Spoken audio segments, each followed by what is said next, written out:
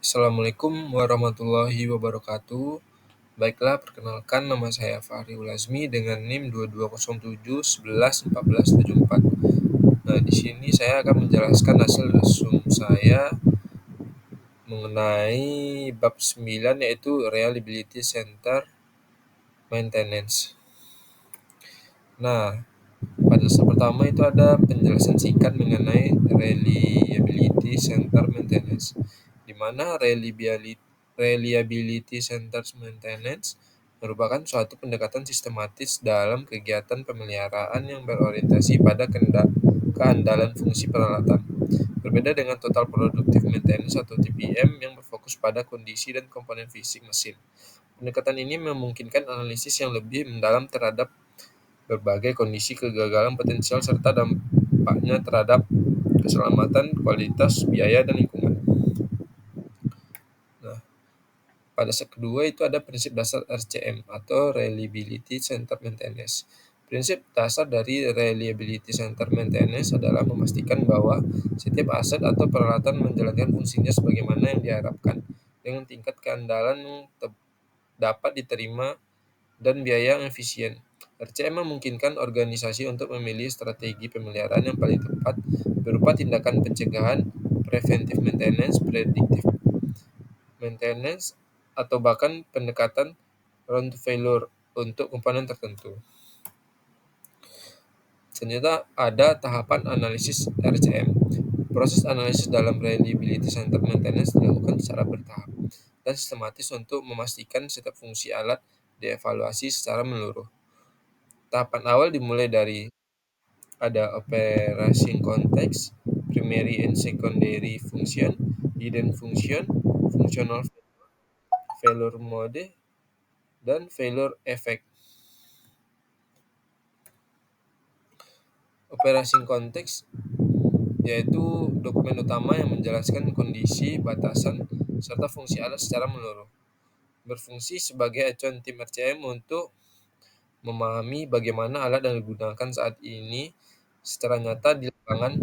Contoh yang digunakan dalam buku adalah furnace bootloader. Dijelaskan secara rinci mengenai sistem pemanas, laju gerak pedal, alarm kegagalan, serta mekanisme pengendalian suhu. Tujuannya agar analisis RCM berbasis data aktual. Selanjutnya itu ada primary dan secondary function. Penjelasan dari primary function merupakan tujuan utama alat, sedangkan secondary function meliputi fitur pendukung seperti keselamatan, efisiensi, dan kenyamanan. Keduanya penting karena setiap fungsi memiliki potensi kegagalan tersendiri. Selanjutnya itu ada hidden function. Hidden function adalah fungsi protektif yang hanya aktif saat terjadi kegagalan seperti saklar darurat, detektor kebocoran gas, atau over temperature switch. Pengujian fungsi ini dilakukan melalui failure finding.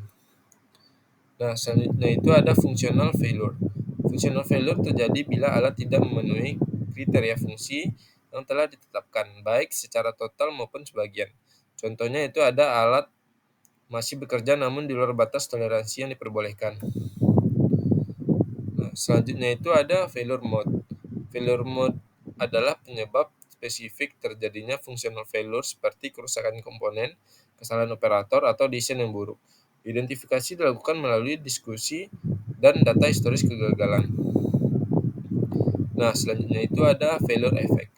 Failure effect menggambarkan akibat teknis dan ekonomis dari setiap mode kegagalan. RCM menuntut pencatatan dampak seperti downtime, biaya perbaikan, risiko keselamatan, dan dampak lingkungan.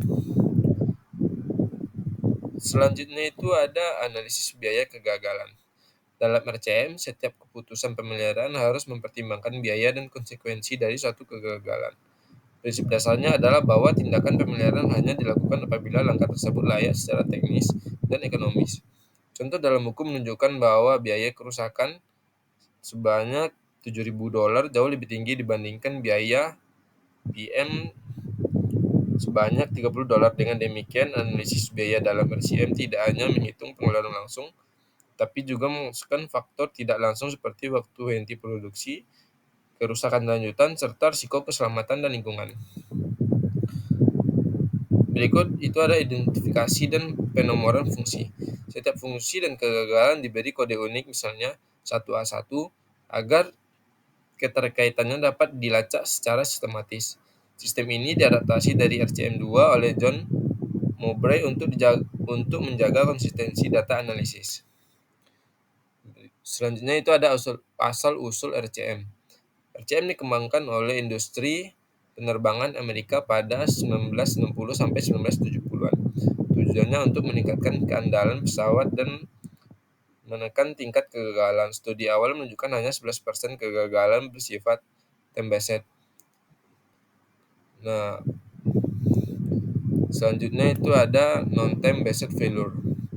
Sebagian besar kegagalan, 89%, tidak berkaitan dengan waktu penggunaan, tetapi dengan kualitas proses instalasi dan kesalahan manusia. Hal ini menandakan pentingnya peningkatan kompetensi teknis. Selanjutnya itu ada infant mortality. Infant mortality adalah kegagalan awal pada komponen baru akibat cacat pabrikan atau pemasangan buruk. Solusi yang dianjurkan meliputi uji built-in dan peningkatan keterampilan teknis. Nah, dari poin-poin yang telah saya jelaskan, maka ada beberapa kesimpulan yang telah saya cantumkan dalam presentasi ini. Yang pertama itu, RCM berfokus pada fungsi alat, bukan komponennya. Maksud dari RCM berfokus pada fungsi alat, bukan komponennya, itu adalah analisis dilakukan untuk memahami apa yang dilakukan alat dan menggapai fungsi tersebut penting.